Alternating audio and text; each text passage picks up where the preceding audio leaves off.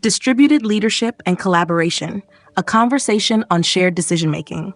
Hello, I would like to begin a conversation about the power of collaboration in education reform. It should be obvious that no single individual or group can drive meaningful change alone. Successful reforms require shared leadership and collective decision-making.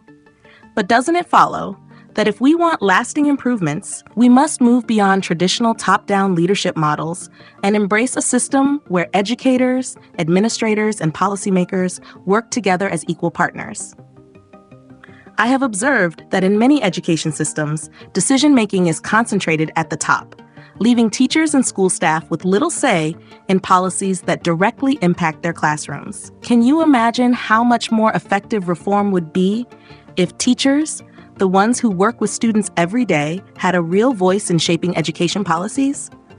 Wouldn't it be more powerful if leadership was not about control, but about empowerment and trust? Doesn't it follow that collaboration leads to stronger, more adaptable reforms? When educators, administrators, and policymakers share responsibility, they bring diverse perspectives that help create solutions grounded in both theory and practice.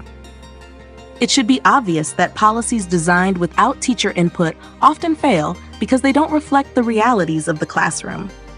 What if we restructured leadership models so that decision-making was truly a shared process?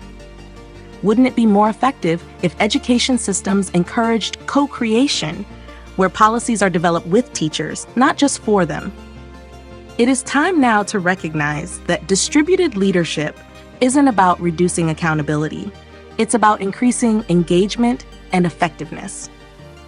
Can you imagine the impact of a school system where every teacher felt like a leader, where administrators were partners rather than overseers, and where policymakers saw themselves as collaborators rather than enforcers? What if reform efforts encouraged ongoing dialogue between all stakeholders rather than one-directional mandates? Wouldn't it be transformative if leadership structures incentivize collaboration rather than reinforcing hierarchy?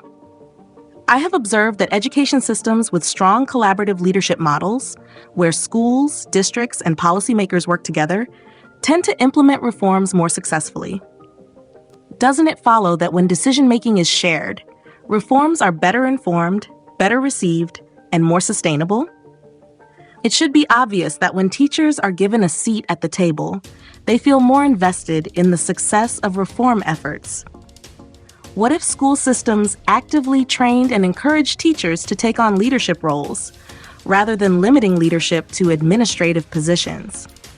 Wouldn't it be more effective if reform efforts were shaped by those who truly understand what works in education? It should be obvious that the best education systems are built on collaboration, trust, and shared responsibility. Can you imagine how much stronger our schools would be if leadership wasn't concentrated in a select few, but distributed among those who directly impact student learning? What if we built a culture of leadership at every level, where decision-making was a dynamic, inclusive process rather than a rigid hierarchy? Wouldn't it be more powerful if schools functioned not just as institutions, but as communities where everyone's voice mattered? The future of education reform depends on embracing distributed leadership and fostering true collaboration. It is time now to move beyond isolated decision-making and build systems where leadership is a shared responsibility. Doesn't it follow that if we truly want education reform to succeed, we must trust, empower, and engage those who are closest to the learning experience? The question isn't whether leadership should be shared. The question is whether we are willing to create the conditions for collaborative leadership to thrive.